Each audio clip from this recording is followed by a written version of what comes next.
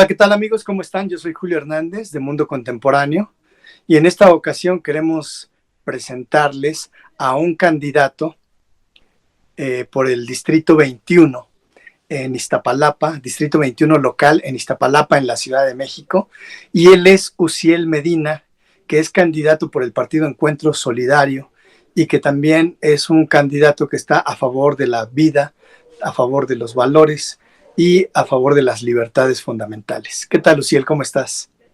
Hola Julio, qué gusto, gracias por la invitación, muy contento de estar cerrando este periodo de campañas con esta entrevista y con este acercamiento pues, a mucha gente que efectivamente cree que es necesario recuperar los valores en nuestro país y defender las libertades, defender la vida, porque sin vida pues no hay ningún otro derecho que se pueda garantizar. Uziel, hay mucha gente que a lo mejor no te conoce. ¿Quién es Uziel Medina? ¿Podrías contarnos brevemente una semblanza de tu historia? Claro, pues bueno, a grandes rasgos soy politólogo y administrador público. Llevo ya 9 años en estas lides de la política. De esos 6 años he estado en el PES, donde realmente he construido más esta carrera política. Em, Vengo pues de una familia de clase trabajadora.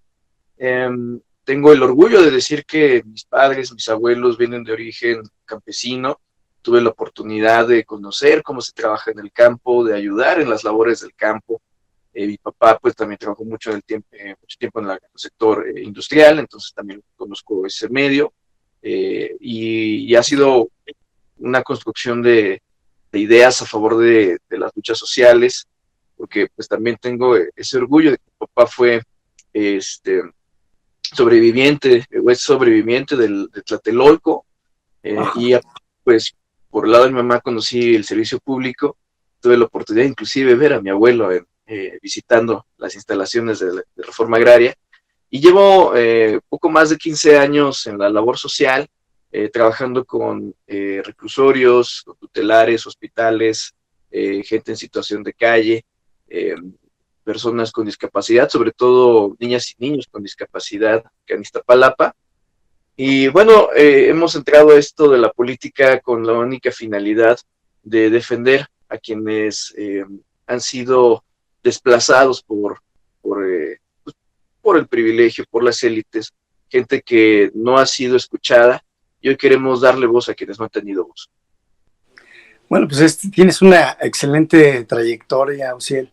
Eh, Cuéntanos, por favor, cuál es la realidad de Iztapalapa en este momento, porque pues sabemos que Iztapalapa quizás es es una de las alcaldías más afectadas en el ámbito económico, en el ámbito de seguridad. Pero ¿por qué no nos das una descripción? ¿Qué está pasando en Iztapalapa en este momento? Bueno, Iztapalapa es muy compleja, realmente es una ciudad dentro de la ciudad. Digamos que una de las cosas que hacen complejas a Iztapalapa, pues es el hecho de haberse convertido en una periferia de la ciudad central, ¿no? La ciudad donde, o esta parte de la ciudad, el centro, primer cuadro y poquitos alrededores, donde se empezó a dar pues el boom económico. Iztapalapa se fue, digamos, llenando de gentrificación, ¿no? O sea, los desplazados de la zona centro se empiezan a venir para acá. De hecho, mucha gente después del sismo del 85 comienza a tener aquí, a experimentar, ¿no?, esta onda de los asentamientos irregulares. Entonces, Iztapalapa tiene esa complejidad. También, bueno, realmente Iztapalapa es cuna de la mexicanidad, ¿no? Aquí se dieron grandes desarrollos en la época prehispánica. De aquí es Cuitláhuac, ¿no? Quien hizo correr a Hernán Cortés. Eh, Fue una comunidad mayormente rural. Todavía hasta hace algunos años todavía podíamos encontrar zonas rurales, zonas de chinampas, antes de que se instalara la central de abastos. Entonces ha experimentado muchos cambios abruptos en los últimos 50 años. Ha crecido la población de una manera impresionante. Somos alrededor de 2 millones de habitantes. Estamos hablando de que Iztapalapa, Demasiados. como sí, sí, sí, o sea, Iztapalapa es de los municipios, por así decirlo, más poblados del país, incluso más grande que algunos estados, ¿no? Exacto. Y tiene el nivel incluso en población, por ejemplo, como el de la ciudad de Monterrey.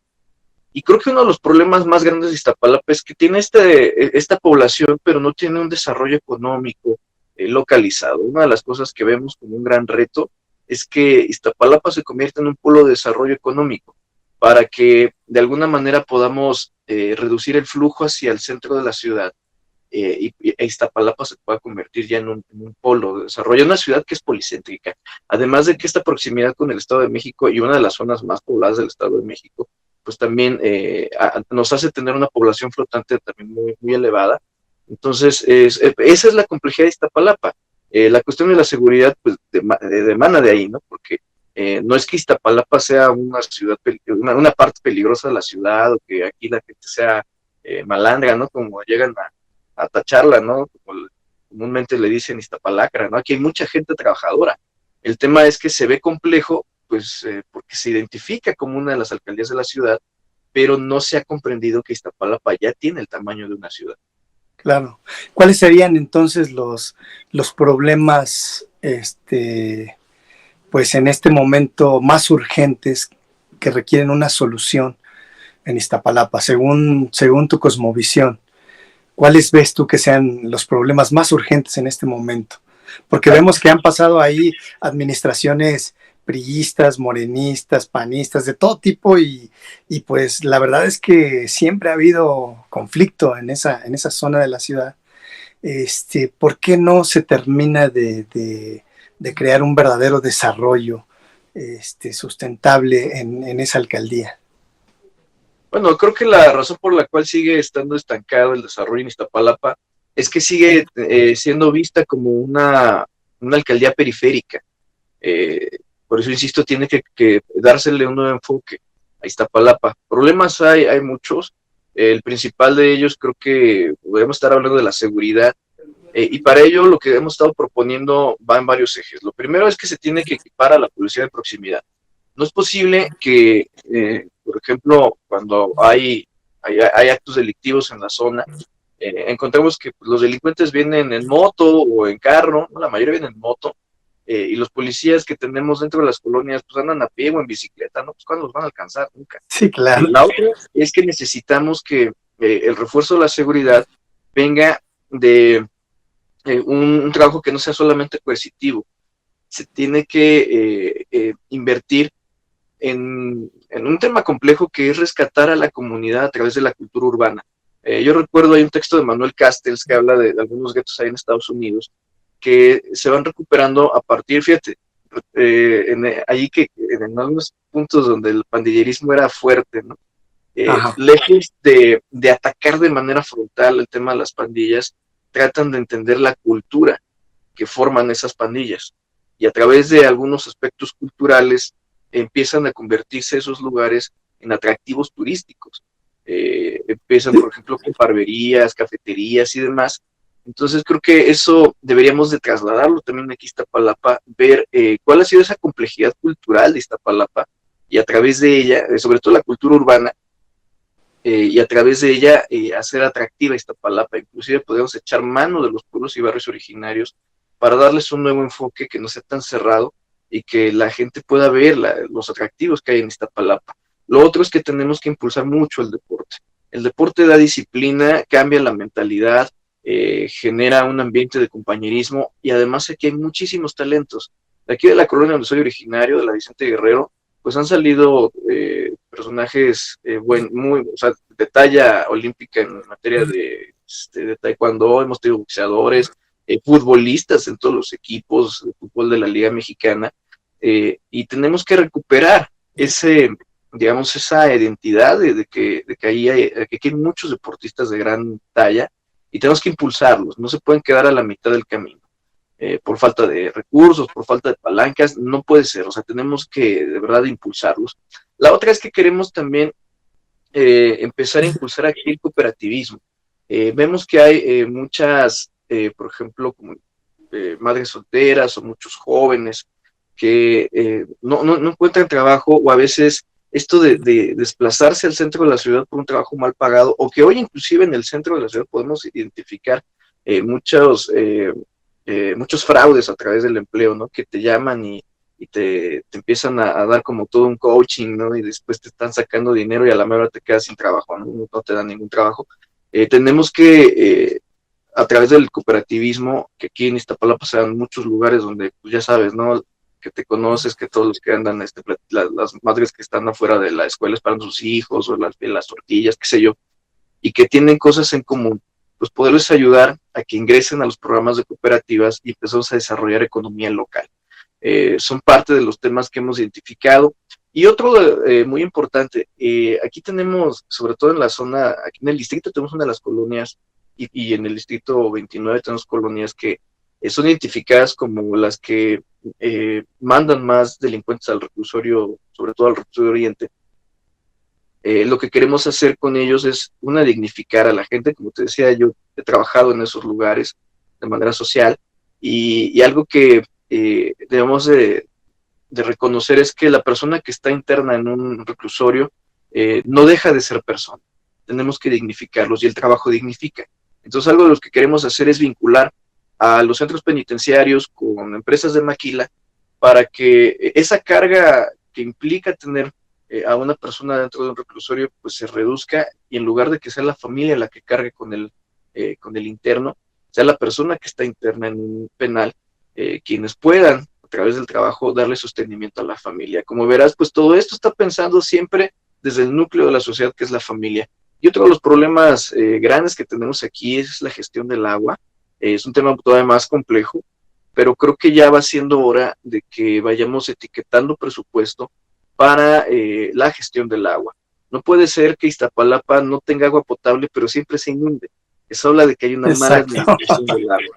Entonces, por ejemplo, vas a la Sierra de Santa Catarina, no tienen agua, pero pues el agua siempre viaja de arriba para abajo, no de abajo para arriba, ¿no? Entonces, no hay sistemas de captación en la zona. Tendríamos que invertir en eso, no tenerle miedo, por ejemplo, a la cuestión del endeudamiento cuando se trata de infraestructura que sirve para mejorar las condiciones y la calidad de vida. Entonces tenemos que trabajar mucho en ello. Y obviamente otro problema, por lo mismo que te decía, de la proximidad con el Estado de México, de donde baja mucha gente a trabajar al centro de la ciudad, es la cuestión de la movilidad. Tenemos que garantizar que el transporte sea de calidad, que sea suficiente para todos, pero sobre todo, si tenemos Iztapalapa como polo de desarrollo, pues vamos a descongestionar un poquito el flujo hacia el centro de la ciudad, que viene a que Iztapalapa pues, se convierte ahí en un cuello de botella, ¿no? Entonces, son temas que queremos tratar. Y por último, en materia de educación, algo que queremos impulsar, sobre todo Iztapalapa se nota mucho este impacto que dejó la pandemia. Uno de ellos es que queremos garantizar a los estudiantes el transporte gratuito. No es una locura, no es una cosa sacada de la manga, así como hoy los adultos mayores pueden ingresar de manera gratuita a la red de transporte público de la Ciudad de México, deberían hacerlo los estudiantes. Más ahora que ya viene un retorno a clases, con el cual, por cierto, no estoy de acuerdo, porque no está la población completamente inmunizada, y aparte, el ciclo escolar ya está por terminar, y el hacer un cambio abrupto de sistema puede afectar al desarrollo de los estudiantes. Pero bueno, queremos que en este regreso a la normalidad se les pueda garantizar este derecho, este acceso al transporte gratuito, porque quienes fuimos estudiantes lo sabemos, o comes o pagas el pasaje. Y también poder instalar en algunas colonias bibliotecas digitales, donde puedan tener pues, los materiales a la mano, una red estable, una conexión estable a internet, puedan tener los insumos necesarios para hacer sus tareas, y no estén sufriendo como lo han estado sufriendo durante la pandemia, ¿no? Por falta de los recursos necesarios para poder presentarse pues, a una clase virtual, ¿no? Y muchos adultos, incluso que hoy estudian de manera virtual, pues podrían encontrar aquí un espacio adecuado para poder estudiar. ¿Cómo ves? Uciel, pues, está súper bien. Yo creo que son propuestas importantes, pero ¿por qué crees tú que, bueno, todos los candidatos muchas veces a la hora de pedir el voto, pues hacen este tipo de propuestas, de promesas, pero ¿por qué la gente del Distrito 21 de Iztapalapa debería de votar por Uciel Medina? ¿Cuál es la diferencia con otros candidatos? la gran diferencia con otros candidatos es que yo sí soy del distrito. Fíjate que de este distrito lo han castigado mucho.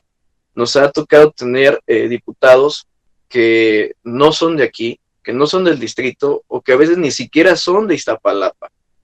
Y llegan aquí, son electos aquí, y se desaparecen durante el tiempo en el que son diputados.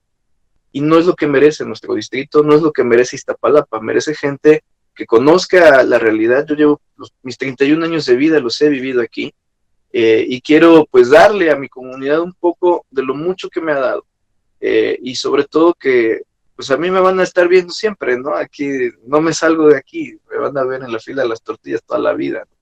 Entonces, pues por esa proximidad que tenemos como vecinos, que tenemos como comunidad, y que conozco así como la palma de mi mano cuáles son las problemáticas, pero también el cómo atender esas problemáticas, a diferencia de otros que nada más vienen por el dinero, que vienen por el poder y no han hecho absolutamente nada. Creo que ese es el factor que nos hace diferentes. Y fíjate que propuestas como estas ni siquiera las han hecho otros candidatos. Simplemente han venido a pedir el voto porque ya están cansados del partido oficial y ya, es todo el argumento.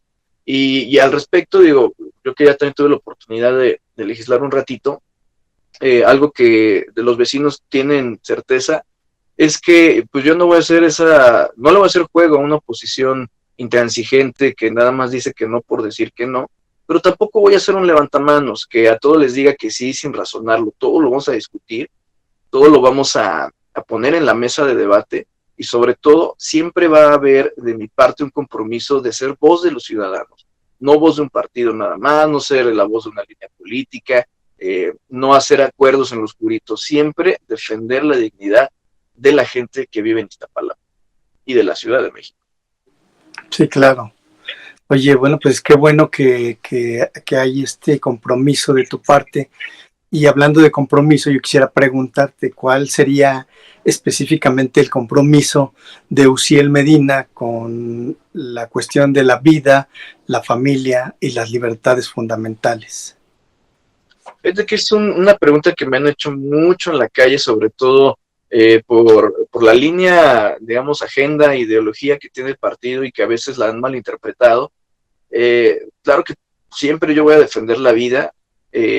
Hay un tema ahí, por ejemplo, ¿no?, con el tema del aborto, ¿no?, que es siempre complejo de abordar. Yo no estoy a favor, entiendo las causales y creo que hoy más que estarnos peleando vamos, imaginémonos un árbol donde el aborto apenas son las ramas del árbol, yo creo que tendríamos que ir a la raíz del problema, no estar nada más cortando las ramitas que si a favor, que si en contra, sino atacar el problema desde el fondo. Y el fondo es que hay familias descompuestas, que hay familias donde no se aborda el tema de la educación sexual, que hay familias donde también ha habido abuso sexual. 7 de cada 10 niños que han sufrido algún tipo de violencia sexual han sufrido en su casa. Entonces no podemos cerrarnos a eso. Tenemos que entender que hay una población que ha sido vulnerada. También hay que decir que la sociedad sistemáticamente ha violado a la juventud. Por ejemplo, este hecho de que se siga construyendo la idea de que uno no es hombrecito si no se metió ya con 1, 2, 3 mujeres, nos habla de que tenemos una irresponsabilidad y que sistemáticamente la sociedad ha vulnerado la integridad sexual de estos jóvenes o las mujeres que igual, ¿no? Que si no han tenido contacto sexual a cierta edad, entonces pues las tachan, ¿no?, de santurronas y demás. Y no debería de ser. Se ha hecho de la sexualidad un tema de consumo y no de una forma de tener una interacción mucho más estrecha con otra persona, ¿no? Donde no es nada más un contacto sexual, es algo hasta espiritual, ¿no? Entonces, tenemos que atacar el problema de la raíz, tenemos que hablar de responsabilidad reproductiva también, para que podamos desde el núcleo donde se generan los problemas, pues ir desbaratando el problema. En el tema de la vida también tenemos que hablar de que la vida tiene que ser digna. No se trata nada más de que defendamos la vida secas, sino que en nuestro caso como legisladores que queremos ser, tengamos el compromiso de garantizar las condiciones mínimas para que la gente viva de manera digna. Porque digo, lo hemos visto, ¿no? Y aquí en Iztapalapa es súper evidente. Pues es vivir en condiciones, por ejemplo, de hacinamiento, sin servicios, sin agua potable, eso lastima a la gente. Y cuando las personas no tienen lo elemental, lo fundamental a la mano, pues se descompone el ambiente, se descompone el tejido social y entonces pues vienen problemas de violencia, problemas de inseguridad, y es lo que queremos evitar, es lo que queremos erradicar. Entonces tenemos que garantizar las condiciones de vida digna y tener siempre a las personas como personas en el centro de nuestro análisis, ¿no? De que la persona tiene que ser dignificada. Algo que, por cierto, tratamos de subir, ya no nos dio tiempo de subir en la legislatura pasada, esperemos poderlo hacer en esta. Eh, Ahí ves que existe en la Constitución de la Ciudad de México un apartado que habla de la muerte digna. Ajá. Y en la muerte digna se ha hablado más de la eutanasia que de otros temas que pueden abarcar la muerte digna. Algo que vamos a hacer ahí vamos a vernos un poquito más rígidos, pero es necesario, hablar de que no se puede lucrar con la muerte de la gente. No es posible que se siga normalizando la violencia cuando sales de tu casa, llegas al metro, ves las portadas del periódico y encuentras ahí personas pues que fueron baleadas, destazadas, atropelladas, que se cayeron de un puente y se está incitando al morbo. Y mientras tanto, los familiares de esa persona que ha fallecido, pues no solamente tienen que cargar con el peso de haber perdido a su familiar, sino ahora el morbo de toda la colonia que está circulando la foto de mi familiar ahí, pues en unas condiciones que son degradantes de la persona, ¿no? Entonces, lo que vamos a buscar es erradicar esa normalización de la violencia y dignificar a las personas, ya no solamente hasta la muerte natural, sino propiamente, aún ya en una condición en la que han fallecido, seguir dignificando a la persona, porque no son objetos de entretenimiento. La persona no puede ser vista como un objeto de entretenimiento de morbo. Entonces, hasta ahí vamos a llegar en el tema de defender la vida digna y también que la muerte sea dignificada de cada persona, sin que esto implique pues una remuneración para gente que solamente está lucrando con las tragedias. Sí, que abunda en México el periodismo amarillista, ¿no? Que explota este tipo de acontecimientos pues para obtener un beneficio económico sin importarle la situación por la que atraviesan las personas que viven alrededor de quienes sufrieron este tipo de acontecimientos, ¿no? Qué bueno que tengan ese tipo de iniciativas. Por último, Uciel, ¿está Uciel Medina dispuesto a firmar su compromiso con la agenda ciudadana? Claro, me di la oportunidad de leerla. Hay temas de verdad que son fundamentales y como dices también, defender las libertades elementales. Y por supuesto, justamente una de las cosas que hice siendo por muy poquito tiempo siendo legislador en la primera legislatura del Congreso de la Ciudad, es que metimos una iniciativa para reformar toda la normativa del Congreso local, a manera de que en materia de Parlamento abierto se abra un comité especial de Parlamento abierto donde pueda participar la sociedad civil y tenga opinión vinculante de las iniciativas que se dan. Entonces hay de verdad un fuerte compromiso de mi parte como candidato a diputado local y posteriormente, si el voto de la ciudadanía nos favorece, el compromiso como diputado de darle voz a la ciudadanía. Y este tipo de iniciativas que suscriben, que son de agenda ciudadana, de verdad que son muy importantes y siempre voy a tener ese compromiso de darles causa, de darles voz, porque ya no podemos estar hablando de una democracia en la cual realmente mandan las élites. No puede ser. Una democracia es donde la ciudadanía manda y todo lo que de la ciudadanía emana tiene que ser escuchado en la máxima tribuna, en este caso de la Ciudad de México. Entonces, por supuesto que suscribo la agenda ciudadana. Bueno, pues nos da mucho gusto escuchar esta noticia, que creo que para la gente es muy importante porque pues la gente está buscando ya no personas que los gobiernen diciéndoles qué hacer, sino que escuchen lo que ellos piensan, quieren y necesitan y hacer un equipo. Y creo que eso es parte de tu estrategia y nos da muchísimo gusto que así sea, porque esos es los nuevos candidatos que la gente está buscando. Pues bueno, Uziel Medina, candidato a diputado por el Distrito 21 de Iztapalapa por el Partido Encuentro Solidario en la Ciudad de México. Muchísimas gracias por compartir con nosotros tu vida, tu experiencia, tu proyecto político y te deseamos mucha suerte en las próximas elecciones. Un abrazo fraterno y como siempre es un gusto poder platicar contigo. Muchas gracias, un abrazo a todos, a toda la audiencia, el agradecimiento una vez más a este espacio. Y bueno, esperamos seguir platicando sobre esto y que podamos seguir construyendo juntos la ciudad que todos nos merecemos. Bueno, pues muchísimas gracias. Les agradecemos a todos los que participaron de esta entrevista y los invitamos a que se suscriban a nuestro canal y compartan esta entrevista si es que les ha gustado. Hasta la próxima. Nos vemos muy pronto.